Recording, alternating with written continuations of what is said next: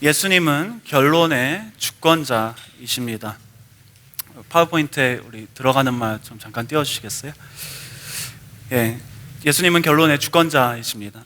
시작보다 중요한 것은 사실 끝입니다. 우리가 너무나도 잘 아는 말씀 중에 이런 말씀이 있죠. 욥기 8장 7절 말씀에 내 시작은 미약하였으나 내 나중은 심히 창대하리라. 이제 비즈니스를 처음 막 시작하시고 힘들어하시는 분들이 많이 이제 비즈니스 레스토랑에 붙이시는 성경 문구이죠. 이런 말씀들은 사실 우리에게 시작보다 더 중요한 것이 무엇인지 다시 한번 되새기게 해줍니다. 달리기 경주를 하더라도 1등과 2등을 구분해 주는 것은 누가 먼저 달렸고 누가 초반에 잘하였는지가 아니라 마지막 결승선을 누가 먼저 들어갔는가이죠. 아무리 초반에 잘하였다고 해도 끝이 안 좋으면 그 어떠한 상급도 받지 못하는 것입니다. 마찬가지로 영적인 현실도 마지막이 중요하죠. 물론 시작도 너무 중요합니다. 우리가 예수님을 처음 만나서 우리의 구주로 믿고 영접하는 순간도 너무나도 중요하죠. 경주를 시작하지도 않고 끝을 낼 수는 없는 것이에요. 하지만 우리의 인생의 하이라이트는 사실 인생의 시작점이 아닌, 또한 우리의 신앙이 시작된 점이 아닌 바로 신앙의 마침점이라는 것입니다. 오늘 말씀은 이렇게 세상의 결론에 대해서 말하고 있어요. 세상의 끝을 말하는 것입니다. 세상의 결승선을 말하는 것이죠. 우리 복음주의에서는 하나님께서 천지를 창조하시던 시작이 있었고, 또한 그분이 창조하신 모든 것들이 막을 내리는 마지막 끝이 있다고 믿고 있습니다. 그리고 그 마지막 날에 어떤 이들은 무사히 잘 신앙의 경주를 마치고 어떤 이들은 좋지 않은 결말을 맞게 될 것이라고 성경은 너무나도 자주 현저하게 말을 합니다. 이렇게 마지막 결론을 기다리고 있는 우리에게 불안함과 공포, 두려움과 떨림이 찾아오는 것은 너무나도 당연한 일입니다. 나는 과연 마지막까지 신앙의 경주를 잘 마칠 수 있을까? 이런 질문을 믿는 분들 중에서 안 해보신 분은 아마 없으실 것이에요. 이러한 공포와 두려움으로부터 내가 과연 마침표를 잘 찍을 수 있을까라는 불안함으로부터 우리는 어떻게 자유할 수 있습니까? 오늘 들어가는 말을 다시 한번 우리 다 같이 한번 더 큰 목소리로 한번 읽어보겠습니다. 시작. 예수님은 결론의 주권자이십니다. 아멘. 사실 오늘 말씀을 들으시면서 이 문구만 외우시고 돌아가셔도 괜찮을 것 같아요. 오늘 말씀 중에 다른 것은 다 잊어버리셔도 이 문구만은 외우시기 바랍니다. 그리고 간직하시기 바랍니다. 예수님께서 결론의 주권자이십니다.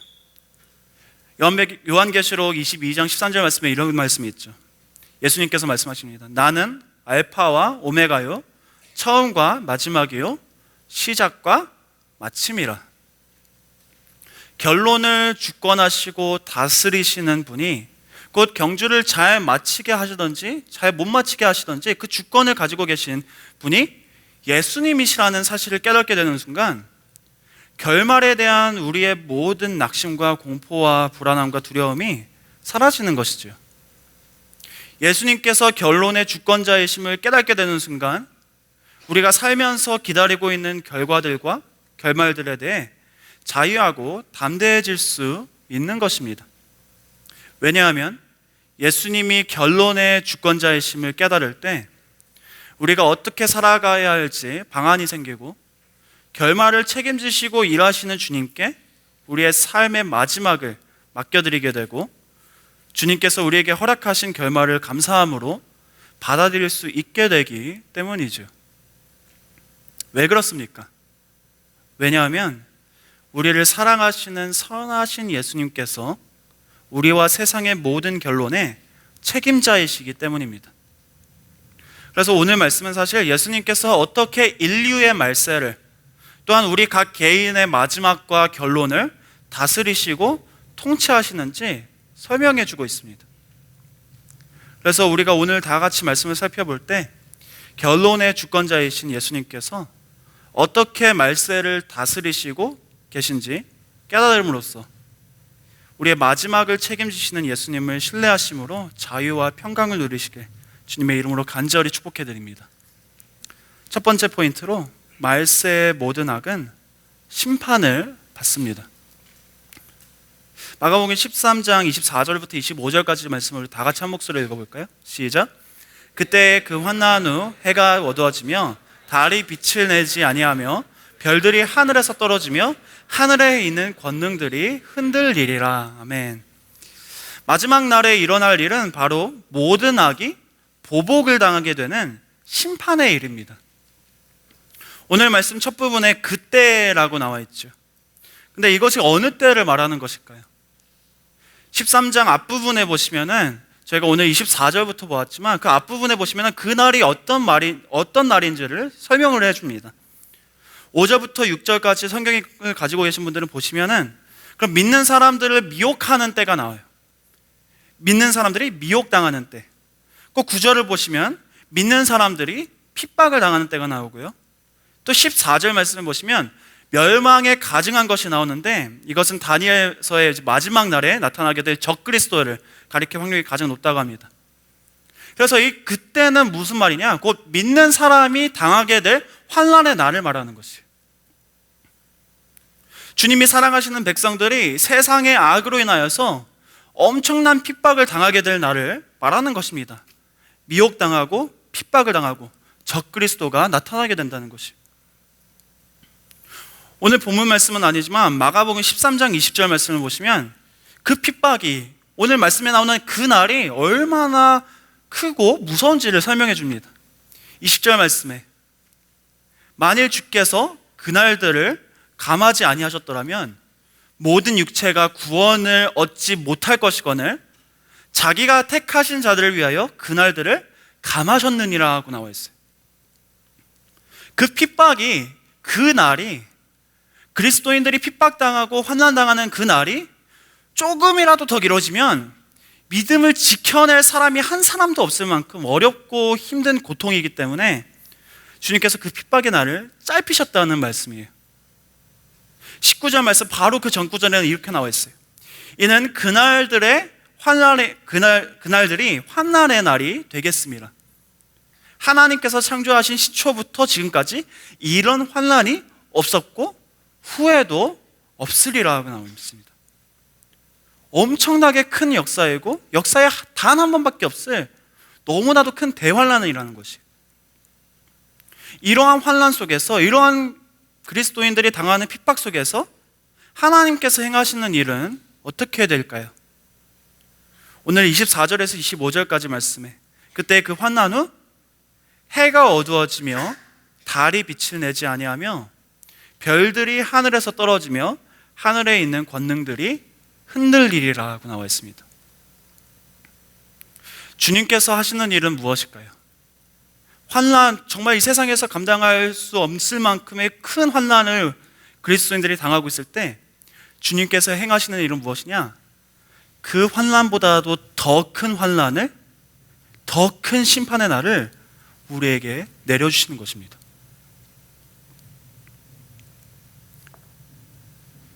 해가 어두워지고 달이 빛을 잃고 별들이 떨어지고 하늘에 있는 영적인 존재들과 천사들이 벌벌 떠는 어마어마한 무서운 일을 내신다는 것이에요.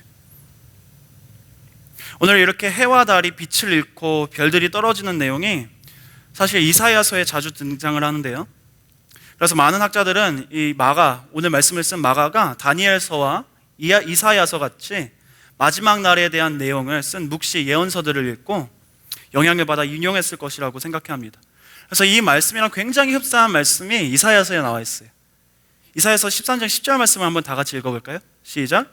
하늘의 별들과 별부리가 그 빛을 내지 아니하며 해가 돋아도 어두우며 달이 그 빛을 비추지 아니할 것이로다. 아까 말씀 보니까 해와 달과 별들이 막 떨어지고 빛을 잃는다고 나왔는데 그것이 그대로 이사야서에 나오는 것이 이사야서를 인용한 것입니다. 마가가. 오늘 마가복음에 나오는 말씀과 너무나도 흡사한 내용이죠. 그런데 이사야가 이 말씀을 썼을 때, 이사야서 13장 10절 말씀을 썼을 때 이 맥락을 통해서 볼 수 있는 것이 크게 두 가지가 있는데요. 첫째로는 무엇이냐? 해와 달과 별이 빛을 잃게 되는 이 상황이 결국 인류의 죄에 대한 심판으로 나타난다는 것입니다. 인류의 죄 때문에 하나님께서 심판하시는 것이 바로 해의 빛을 없애시고 달의 빛을 없애시고 별들이 떨어지게 만드시는 것이라는 것이, 이것은 하나님의 심판을 말하는 것이에요. 무엇에 대한 심판? 죄에 대한 심판. 둘째로는 이러한 심판이 어느 한 특정한 지역에만 나타나는 심판이 아니라 온 인류와 세상에 있는 모든 나라들 가운데 나타날 심판이라는 것을 이사야서는 너무나도 자주 말을 해줍니다. 무슨 말이냐? 어느 한 지역에만 나타나는 것이 아니라 온 지구상에 나타날 하나님의 대심판이라는 것이에요. 그렇기 때문에 그 누구도 피할 수 없고 제외될 수 없는 심판을 하나님께서는 말세에 일으키실 것이라는 것이에요. 그래서 말세의 심판은 피할 수 없습니다. 심판은 피할 수 없습니다. Judgment is imminent. 마지막 날에 우리에게 닥쳐올 심판은 그저 악인들에게만 나타날 심판이 아닙니다. 믿는 사람이든 믿지 않는 사람이든 다 동일하게 해와 달이 빛을 잃는 것을 목격하게 될 것이고, 하늘에서 별이 떨어지고 영적인 세계가 흔들리는 것을 모두가 겪게 될 것이라는 것이에요. 왜냐하면 결국 우리는 모두가 주님 앞에서 죄인이기 때문에 그렇습니다. 로마서 3장 9절 말씀에 우리가 너무 잘 아는 말씀이 있죠. 한번 다 같이 읽어볼까요? 시작. 그러면 어떠하냐? 우리는 나으냐? 결코 아니라 유대인이나 헬라인이나 다 죄 아래에 있다고 우리가 이미 선언하였느니라. 이렇게 죄 아래에 있는 우리 모두에게 피할 수 없는 심판이 닥치게 될 것이라는 것을 우리는 어떻게 알고 확신합니까? 왜 주님의 심판은 그 누구도 피할 수 없는 것이고, 왜 굳이 분명히 이루어져야만 하고, 왜 굳이 막을 수 없는 것입니까? 그 이유는 간단합니다. 그 이유는 무엇이냐? 예수님께서 말씀하셨기 때문에 주님의 심판은 피할 수 없는 것입니다. 마가복음 13장 30절에서 31절까지 말씀에 이렇게 나와 있죠.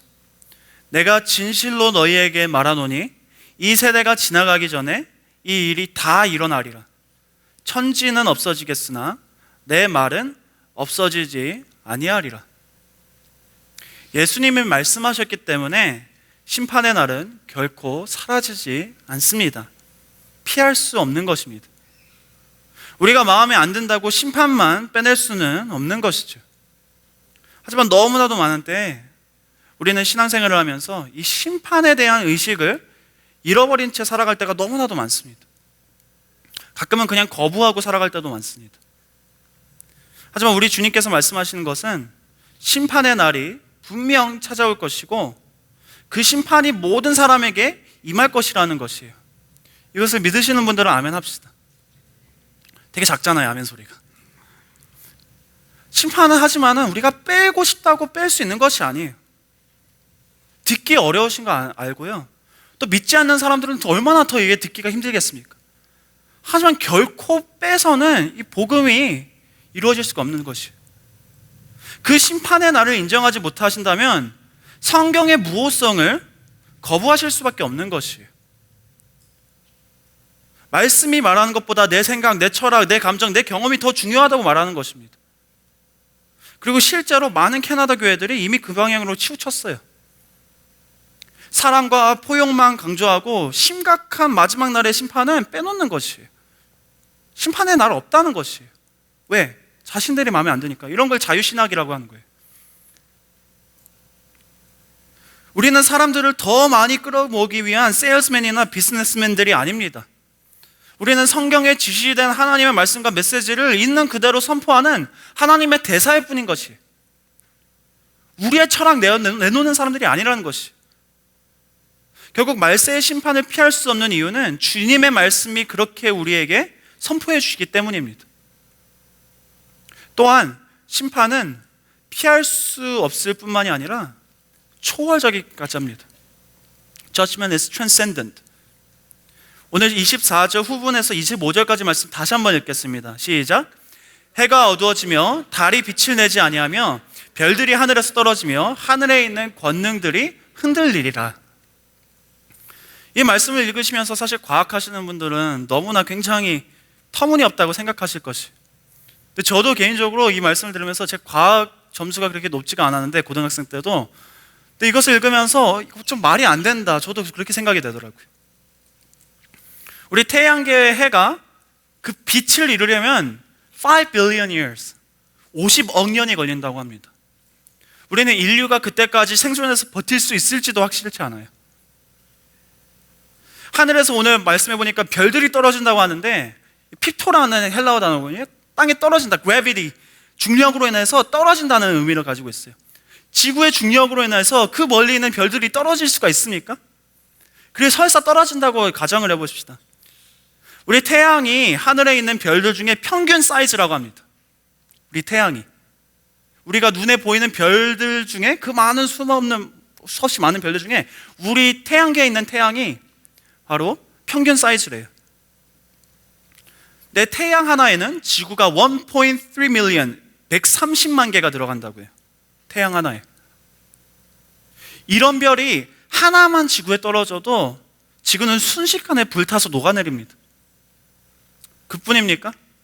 하늘에서 별 하나가 지구까지 떨어지려면 걸리는 시간이, 아무리 가까운 별이더라도 가장 가까운 별이 1500광년이 걸린다고 합니다. 사실 우리가 과학적으로 봤을 때 이것들은 말이 안 되는 소리, 우리의 논리와 우리의 상식으로는 말이 안 되는 소리예요. 이해할 수 없는 것이. 과학적으로, 인간의 논리적으로 이 말씀은 사실 가능치 않습니다. 하지만 우리가 기억해야 할 것이 두 가지가 있는데, 첫째로는 성경은 과학책이 아니라는 사실이고요. 둘째로는 하나님께서는 인간의 상식과 논리를 초월하신다는 사실입니다. 인간의 논리로는 해와 달이 빛을 잃고 별들이 지구로 떨어지는 게 가능치 않다고 생각하더라도, 하나님께서는 그렇게 논리적으로 이해가 되지 않고 가능치 않은 일들도 가능케 하시는 분이신 줄 믿으시기 바랍니다. 예수님께서 동정녀의 뱃속에 잉태되신 것이 인간의 상식으로 이해가 되는 내용입니까? 예수님께서 죽으셨는데 다시 살아나셔서 하늘로 승천하셨다는 역사의 내용이 인간의 논리로 말이 되는 이야기입니까? 성경은 초월적인 것이에요. 인간의 논리와 상식과 과학을 뛰어넘으시는 것이죠. 믿음은 이렇게 늘 인간의 논리와 상식을 초월해냈습니다. 심판도 마찬가지입니다. 주님의 심판은 인간의 논리와 상식과 한계에 갇혀있지 않습니다.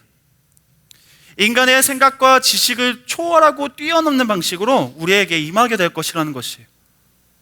말도 안 돼, 그것이 아니라 하나님께서 말씀하셨어.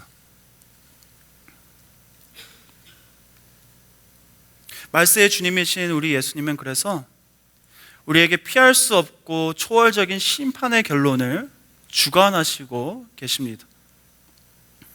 그렇다면 주님께서는 왜 마지막 날에 이러한 심판의 결말을 왜 예비하셨을까요?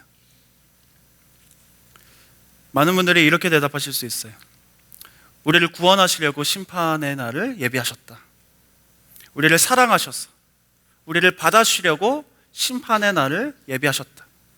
우리의 원수들을 보복하시려고 말세를 마지막 날을 정하셨다. 하지만 그렇지 않습니다. 하나님께서 말세에 이 땅을 심판하시는 이유는 우리를 사랑하셔서도 아니고 우리를 구원하시기도 위함도 아닙니다. 하나님께서 말세에 이 땅을 심판하시는 목적은 오히려 그분의 영광을 나타내시기 위해서입니다. 우리를 사랑하시는 것이 심판의 목적이 될 수는 없어요. 왜냐? 그분 자신이 이미 사랑이시기 때문이에요. 우리를 구원하시는 것이 심판의 목적이 될 수도 없어요. 왜냐? 구원은 우리를 사랑하시기 때문에 자연스럽고 당연하게 나타나는 현상이기 때문입니다. 주님께서 심판하시는 이유는 오직 단 한 가지예요. 수고하시고 zealous, 열심을 내시는 이유는 심판의 날을 이루시는 이유는 오직 그분의 영광을 나타내시기 위해서입니다. 그래서 두 번째 포인트로 말세의 주인공은 예수님이십니다. 예수님이 주인공이시라는 것을 우리에게 알리시기 위해서 심판의 날을 예비하신 것이에요. 오늘 13장 26절 말씀을 우리 다 같이 한번 읽어볼까요? 시작. 그때 인자가 구름을 타고 큰 권능과 영광으로 오는 것을 사람들이 보리라. 아멘. 자, 너무나 당연한 말이, 하나님께서 이렇게 심판의 날에 주인공으로 딱 나타나시는데 큰 권능과 영광으로 임하신다는 것이거든요. 근데 여기에 나오는 이 구름이 나오죠. 왜 굳이 구름을 타고 오실까요? 이 구름이라는 단어가 그때 당시에는 위엄과 영광을 표현했다고 합니다. 곧 엄청난 위엄성과 권능과 영광으로 심판의 날 가운데 주님께서 나타나실 것을 말씀하시는 것이에요. 그런데 이 구름이라는 단어가 완전히 반대로 사용될 때도 성경에 있어요. 그게 언제냐? 사도행전 1장 9절 한번 다 같이 읽어보겠습니다. 시작. 이 말씀을 마치시고 그들이 보는데 올려져 가시니 구름이 그를 가리어 보이지 않게 하더라. 여기에서는 예수님이 구름에 가리어서 더 이상 보이지 않게 되십니다. 아까 말씀은 구름 때문에 예수님이 보이기 시작한 거예요. 하나님의 영광 속으로 들어가신 것이죠. 예수님께서 구름 가운데로, 사도행전 말씀에. 하지만 인간의 눈에는 어떻습니까? 주인공이신 예수님은 안 보이고 이제 구름밖에는 보이지 못하는 거예요. 그러니 천사들이 이렇게 당부하죠. 11절 말씀에 이르되 갈릴리 사람들아 어찌하여 서서 하늘을 쳐다보느냐? 너희 가운데서 하늘로 올려주신 이 예수는 하늘로 가심을 본 그대로 오시리라 하였느니라. 구름 가운데로 올라가신 예수님께서 구름을 통하여서 또 다시 내려오신다는 것이, 구름에 가리신 예수님께서 구름을 타고 심판의 날 중에 오실 것임을 말씀하는 것입니다. 그렇다면 이 구름은 무엇을 뜻하는 것일까요? 하나님의 흠없고 거룩하신 높으심을 가려주기도 하고 드러내주는 역할도 하는 것입니다. 이 구름이. 우리가 다 알다시피 주인공은 무엇을 받는 사람입니까? 영광을 받는 사람입니다. 주인공은 영광을 받는 사람입니다. 그렇다면 그 영광은 무엇을 뜻합니까? 영광은 영광은 예수님의 거룩하신 본체가 드러나는 것입니다. 구름이 하는 일이 바로 이것이, 예수님의 형상, 그 본 형상이 나타나는 것이에요. 그 형상이 드러내 주시는 것입니다. 예수님이 누구신지 드러내 주는 역할을 이 구름이 한다는 것이에요. 존 파이퍼 목사님께서 Desiring God 인터뷰에서 영광에 대해 이렇게 정의를 해주셨어요. I believe the glory of God is the going public of His infinite worth. I define the holiness of God as the infinite value of God, the intrinsic worth of God. The public display of the infinite beauty and worth of God is what I mean by glory.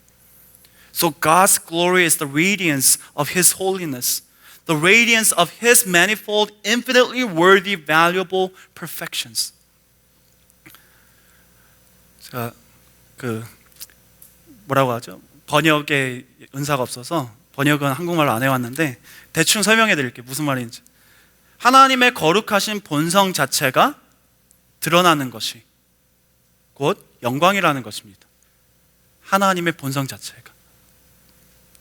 영광을 받는 주인공이란 그 사람 자신의 아름다운 본성 자체가 남들에게 드러나는 것을 말하는 것이, 그 사람이 누구인지가 보여질 때 그것을 우리는 영광이라고 하는 것이, 곧 하나님의 영광은 하나님의 아름다우신 성품과 거룩하신 자기 자신이 모든 사람들에게 비추어지는 것을 말하는 것입니다.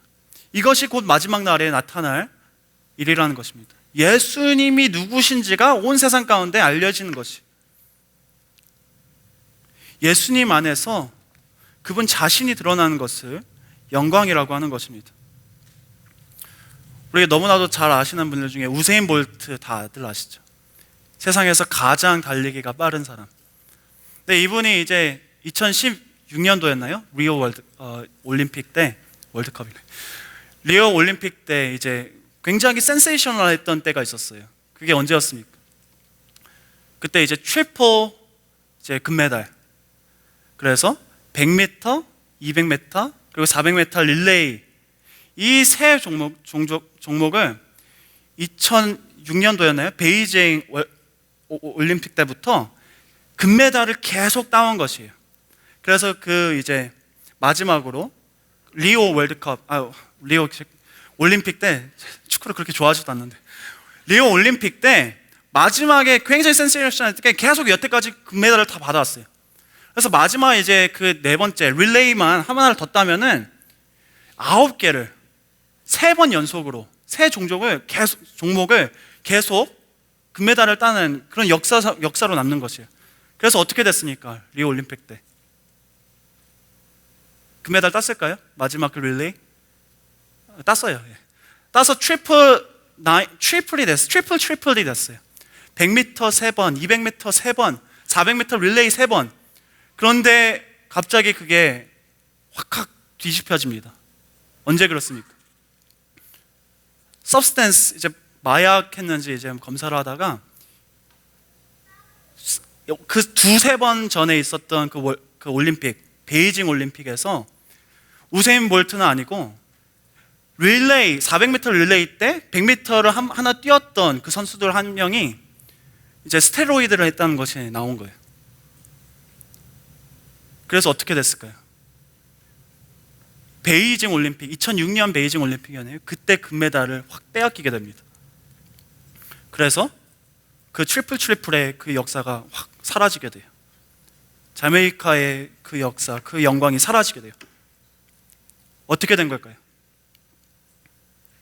그 한 사람의, 원래 그 사람이 자신이 나는 이런 사람이야, 자기 자신을 잘 드러냈어요.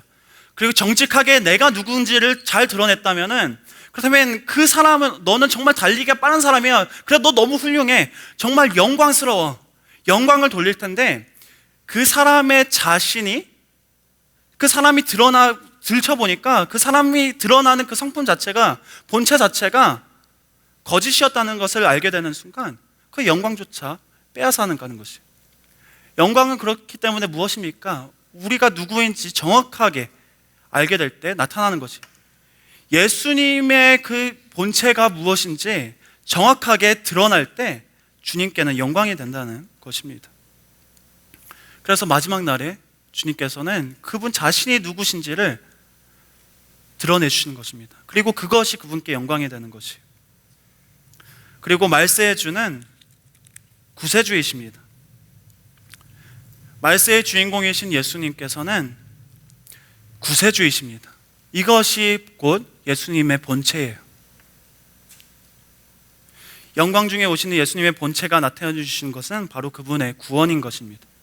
오늘 27절 말씀을 우리 다 같이 한번 읽어볼까요? 시작. 또 그때 그가 천사들을 보내어 자기가 택하신 자들을 땅 끝으로부터 하늘 끝까지 사방에서 모으리라. 결국 주님의 영광 속에 심판도 담겨져 있는 것이고 주님의 영광 속에 구원도 담겨져 있는 것입니다. 이것은 주님의 성품인 것이. 왜냐하면 영광은 주님의 거룩하신 본성 자체를 드러내는 일이기 때문에 주님 안에 거룩함도 있으시고 주님 안에 막강함도 있으시고 주님 안에 사랑도 있으시고 인내도 있으시고 인자하심도 있으시고 긍휼도 있으시고 자비도 있으시고 은혜도 있으시고 구원도 있으신 것입니다. 그래서 주님께서 마지막 날에 행하시는 일은 심판만이 아닙니다. 온 세상의 죄인이나 의인이나 동일하게 심판하시지만 또 주님께서 하시는 일은 그 중에서 그분의 사랑하신 백성들을 구원해내십니다. 모든 사람을 심판하시되 주님의 택하신 백성을 구원하심으로써 자기 자신이 누구신지를 모든 이들에게 밝히 알리시는 것입니다. 이것이 곧 우리 예수님의 영광인 줄 믿으시기 바랍니다. 그분은 우리의 구세주이십니다. 마지막 포인트입니다. 세상을 심판하시고 우리를 구원하시는 말세의 주인공 되신 예수님께서는 마지막으로 말세를 맞을 우리를 준비시키십니다. 예수님의 말세를 맞을 우리를 준비시키십니다. 아까 우리 들어가는 말 혹시 다 외우시고 기억나시나요? 예수님은 결론의 주권자이십니다. 예수님께서 심판하시는 분이시고 예수님께서 구원하시는 분이세요. 근데 또한 예수님께서 그 마지막 날에 다가갈 우리를 준비시키시는 분이십니다. 말세의 주인이십니다. 세상 전체를 심판하시는 주권을 가지고 계시고 또한 누구에게 은혜와 구원을 베푸실지 정하시는 분이시기도 하십니다. 우리의 마지막을 다스리시는 예수님께서는 우리의 현재도 다스리시고 책임지고 계시죠. 28절부터 29절 말씀에 이렇게 나와 있습니다. 무화과 나무의 비유를 배우라. 그 가지가 연하여지고 그 잎사귀를 내면 여름이 가까운 줄 아나니 이와 같이 너희가 이런 일이 일어나는 것을 보거든 인자가 가까이 곧 문 앞에 이른 줄 알라. 주님께서는 마지막 날까지 아무 일도 안 하시다가 갑자기 오시는 분이 아니십니다. 주님께서는 지금도 이런 말씀들을 통해서 마지막 날을 기다리고 준비할 수 있도록 곁에서 우리를 도우시고 말씀하고 계십니다. 우리에게 성령을 주셔서 계속해서 주님 다시 오실 날이 가까이 왔다고 상기시켜 주시는 것이며, 그리고 사전에 미리부터 우리가 준비하고 예비할 수 있도록 이미 주님께서는 다 말씀을 해주셨어요. 마가복음 13장 23절 뒷부분에 내가 모든 일을 너희에게 미리 말하였노라고 나와 있어요. 예수님께서는 결론의 주권자이십니다. 그렇기 때문에 그분이 살아계심을 믿고 나와서 기도하는 자들을 주님께서는 구원하시기 위해 그분의 영광을 위해서 꾸준히 일하십니다. 그리고 그날 가운데 우리가 준비되어 올 수 있도록 현재 계속해서 역사하시고 일하고 계신 것이 빌립보서 1장 6절 말씀에 다 같이 한번 읽어보겠습니다. 시작. 너희 안에서 착한 일을 시작하신 이가 그리스도 예수의 날까지 이루실 줄을 우리는 확신하노라. 아멘. 우리가 바라보고 있는 마지막 날의 결론들은 무엇이 있습니까? 우리의 각 개인의 삶 가운데서 현재 결과를 기다리고 계신 일들이 있으실 수 있습니다. 오늘 저희가 계속해서 말세에 대해서 말을 했어요. 마지막 날에는 하나님의 심판이 올 것이다. 마지막 날에 하나님의 구원이 올 것이다. 또한 하나님께서는 우리의 심판 올 그날을 위해서 우리를 준비시키신다. 여러분의 삶 가운데서도 사실 그런 결론을 기다리고 계신 부분들이 많으실 것이에요. 어떤 분들은 시험 결과를 기다리고 계신 분들이 계실 수 있어요. 직장에 이력서를 내고 기다리고 계신 분들이 있으실 수도 있습니다. 영주권, 시민권을 기다리고 계신 분들이 있으실 수 있어요.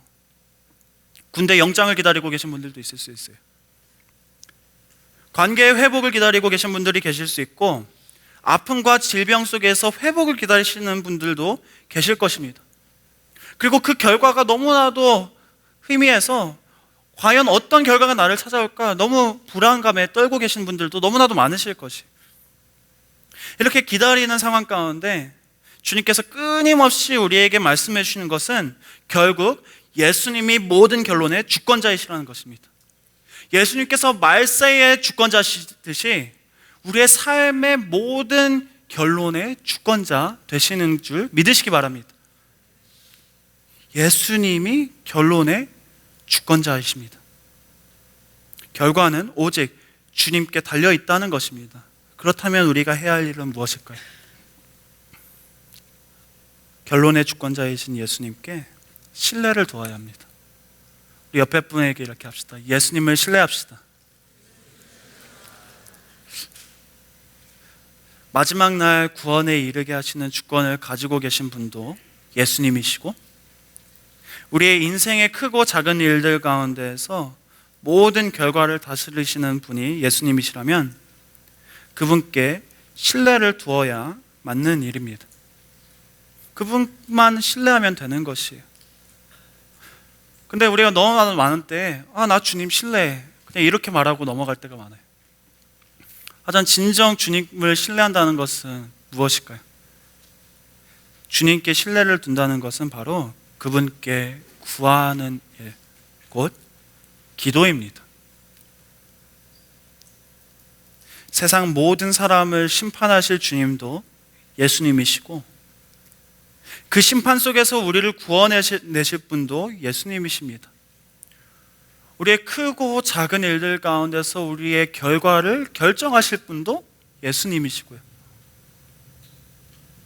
그뿐만이 아니라 우리로 그 결말의 날을, 마지막 날 가운데 그 날을 우리가 기다리고 준비할 수 있도록 곁에서 꾸준히 도우시는 분도 예수님이신 줄 믿으시기 바랍니다.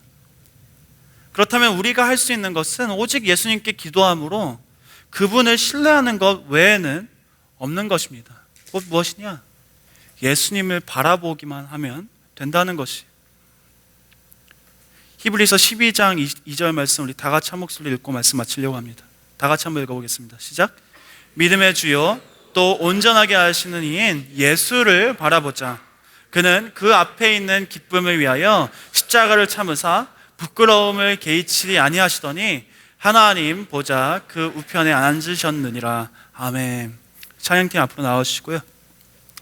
오늘은 찬양 가사를 하나 나누고 말씀을 마쳤으면 합니다.